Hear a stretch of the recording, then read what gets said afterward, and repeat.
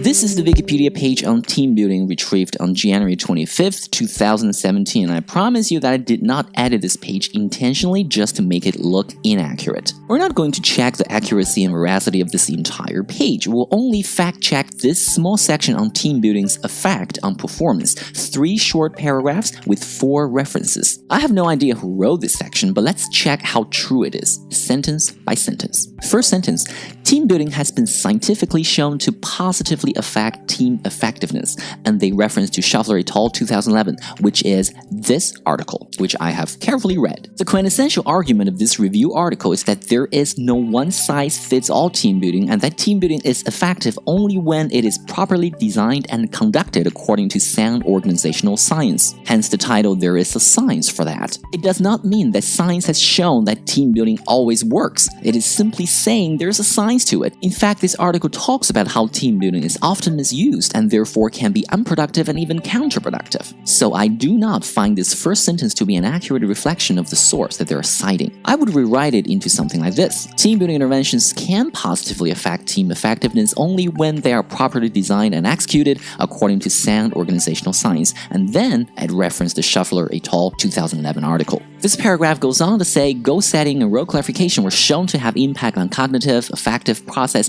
and performance outcomes. They had the most powerful impact on affective and process outcomes, and they reference the Klein et al. 2009 meta-analysis, which is this article. Is this sentence accurate? Absolutely not. Let me show you tables 4 and 5 from the Klein et al. Article in the context of a review. Table 4 shows that the 2 largest effect sizes are on affective and process outcomes indeed, but the independent variable for this analysis was the 4 team-building components combined. In other words, Klein et al. Did not and could not state that the sources of these 2 effect sizes were actually goal setting and role clarification, not at all. They couldn't say it and they didn't say it. This Wikipedia paragraph also says that according to Klein et al., goal setting and role clarification were shown to have impact on all 4 outcomes: cognitive, affective, process, and performance. Well, Klein et al. Did not say that either.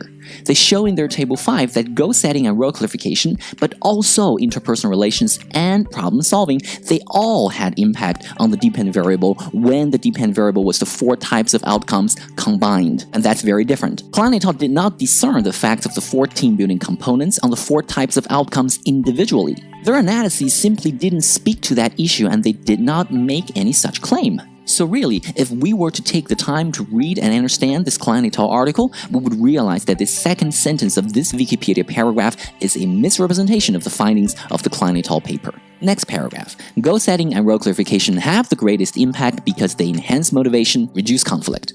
And they referenced the Locke and Latham 2002 paper. Alright, this is fine. I have no major critical remarks here because this sentence comes across to me as a reasonable interpretation. Last paragraph. Teams with 10 or more members appear to benefit the most from team building. This is attributed to larger teams having a greater reservoir of cognitive resources. They reference this to Halabian and Finkelstein 1993, which is this article. Firstly, this article did not discuss team-building interventions whatsoever. So how could this have been the source of the claim that teams with 10 or more people would benefit the most from team building? This article did say that larger teams have more cognitive resources, which is logical and understandable, but it did not say anything at all about team-building interventions or team-building effectiveness. What a sneaky and incomplete reference. And now let's take a look at this bar chart here. It says here that this chart is based on the Klein et al. Meta-analysis. Let me quickly point out to you that there isn't a single bar chart in the Klein et al. Paper. This chart here is supposedly made in Excel on the basis of the findings of the Klein et al. By this user as Fatima138, who by the way no longer exists as a user. But let's take a look at this chart and see if it makes any sense or not.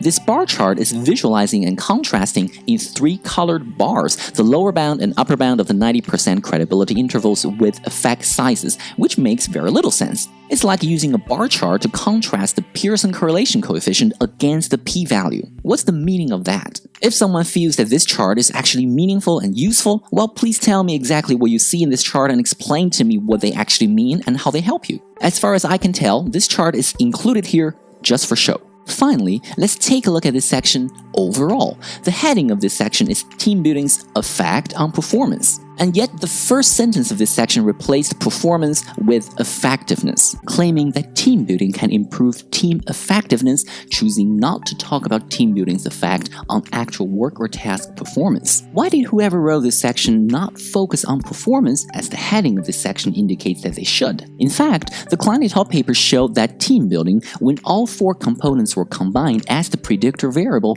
had significant, credible, positive effects on all outcomes except performance outcome. Performance outcome was in fact the only type of outcome whose 90% credibility interval included 0, an important finding that Klein et al. Explicitly pointed out on page 210, paragraph 2, line 4. In addition, Klein et al. Stated in their abstract and in their paper itself that their results are merely suggestive, especially when it comes to team building's effectiveness on performance outcome and cognitive outcome. The Klein et al. Paper is a very thorough and clear paper, but it has certainly been misrepresented here in this section of the Wikipedia page on team building. So, does team building work?